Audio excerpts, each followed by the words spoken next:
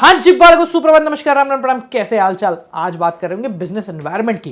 क्या होता है, कैसे होता है, क्यों होता है, सारी जानकारी आपको देंगे। पर उससे पहले अगर आप ये वीडियो देख रहे हैं 24 या 25 या 23 के आसपास, तो भाई आप लोगों के लिए खुशखबरी है। हम लोग ऑल इंडिया लेवल पे एमसीक्यू टेस्ट अरेंज करवा रहे हैं बोर्ड एग्जाम से पहले। डिस्क्रिप्शन में उसका लिंक है, फ्री है, आराम से आके दो और पता करो अपनी परफॉर्मेंस को।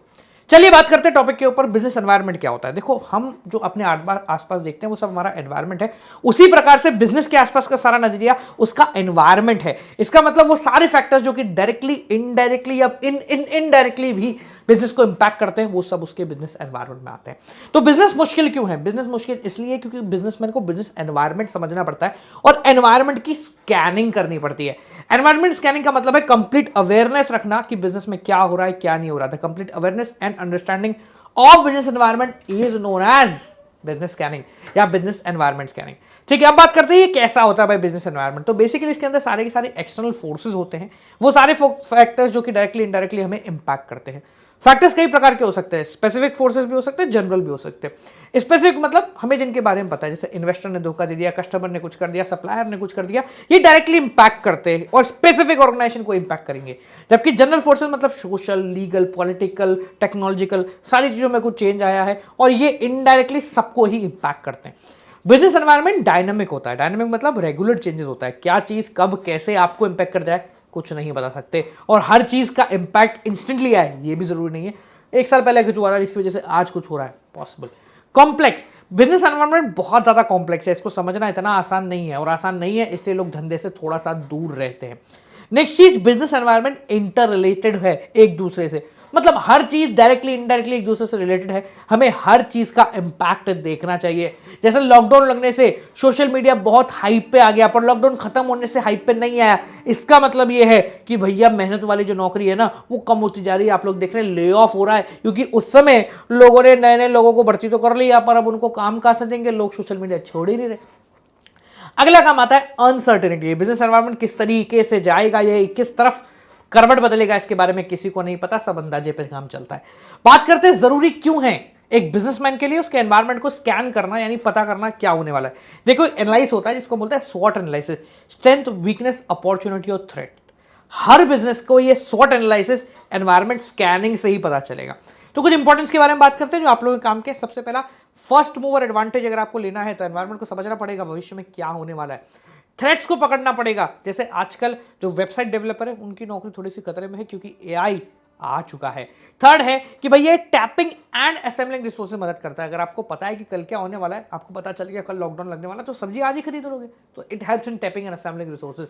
ये मदद करता है आपको कि आप एडजस्ट कर लो और अडेप्ट कर लो नए चेंजेस को। जैसे आज हम सभी को पता है कि इस ऑनलाइन सेक्टर के अंदर एक चैट जीपीटी करके एक नई चीज आ गई है, तो इसके आने से बहुत सारी चीजों में बदलाव हो रहा है। आर्टिफिशियल इंटेलिजेंस की बहुत सारी वेबसाइट्स आ गई जिससे काम आसान हो गया। तो भैया इसका मतलब ये है कि आप फटाफट उन चीजों को पकड़ लो, आपको फायदा मिलेगा। नेक्स्ट है, पॉलिसी बनाने में मदद करता है और आपकी परफॉर्मेंस इंप्रूव करता है। बात करते हैं बिजनेस एनवायरनमेंट कितने डायमेंशन में फैला हुआ है, तो भाई सब दो प्रकार से बात करेंगे। स्पेसिफिक तो आप समझ ही गए हैं, आपके इन्वेस्टर और सप्लायर वगैरह। जनरल के बारे में बात करते हैं, जनरल में सबसे पहले आता है इकोनॉमिकल एनवायरनमेंट, मतलब इकोनॉमी में होने वाली चीजें जो कि आपको इंपैक्ट करती है। इसके अंदर जीडीपी आता है, पर कैपिटल इनकम आता है, फिस्कल पॉलिसीज आती है, प्राइवेट पब्लिक सेक्टर का रोल है, बैलेंस ऑफ पेमेंट है, जीडीपी ग्रोथ रेट है, ये सब इसके अंदर आता है। तो ये आपको इनडायरेक्टली इंपैक्ट करता है, जनरली किसी एक सेक्टर को, कंप्लीटली इंडस्ट्री को या किसी एक सेक्टर को इंपैक्ट करता है। अगर आता है सोशल एनवायरनमेंट, जिसके अंदर कस्टम, ट्रेडिशन और टेस्ट प्रेफरेंस, ये सारी चीजें आती है। जैसे दिवाली होने पर मिठाइयों की सेल बढ़ जाएगी, तो ये भी एक तरीके का सोशल एनवायरनमेंट है। इसके अंदर quality of life, literacy rate, tradition, habit, ये सारी चीजें आती हैं। थर्ड आता है पॉलिटिकल एनवायरनमेंट, मतलब बेसिकली गवर्नमेंट से रिलेटेड सारी चीजें, attitude of government toward different policies, या फिर सरकार के द्वारा बनाई गई पॉलिसी जिससे आपका बिजनेस इंपैक्ट करता है, कौन सी सरकार ताकत में है, ये सब इसके अंदर आता है। तो बिजनेसमैन को सब चीजों को ध्यान रखना पड़ता है, क्योंकि सरकार के हिसाब से फॉरेन पॉलिसी बनाएगी और उसके हिसाब से आपके इंपोर्ट एक्सपोर्ट पर इंपैक्ट पड़ता है। अगला आता है लीगल एनवायरनमेंट, जैसे कि भाई क्या क्या कानून आए हैं, क्या लॉज लेजिस्लेशन पास हुए हैं, क्योंकि बिजनेस को लॉज के अंदर ही काम करना, तो उनको इन सारी चीजों का ध्यान रखना पड़ता है। जीएसटी आपके इसी डिपार्टमेंट के अंदर आता है, ध्यान है, लिख लेना। ठीक है, अगला आता है टेक्नोलॉजी का एनवायरनमेंट। तो टेक्नोलॉजी में जो जो बदलाव आ रहे हैं, नई टेक्नोलॉजी कौन सी आ रही है, पुरानी कौन सी जा रही है, ये सारी की सारी चीजें टेक्नोलॉजिकल एनवायरनमेंट में आती हैं। देखो, ये जनरल एनवायरनमेंट है, बेसिकली इंपैक्ट कर जाते हैं आपको बहुत अच्छे हद तक। तो एक बिजनेसमैन एक अलग से टीम रखता है जो कि इन सब के ऊपर ध्यान रखती है। आगे बात करते हैं एक ऐसी पॉलिसी के बारे में जो कि काफी प्रसिद्ध है, आप जानते होंगे, एक न्यू इकोनॉमिक पॉलिसी 1991। ऑल्दो आप इकोन पढ़ के आ चुके, पर 2-3 पॉइंट है वो मैं समझा देता हूं।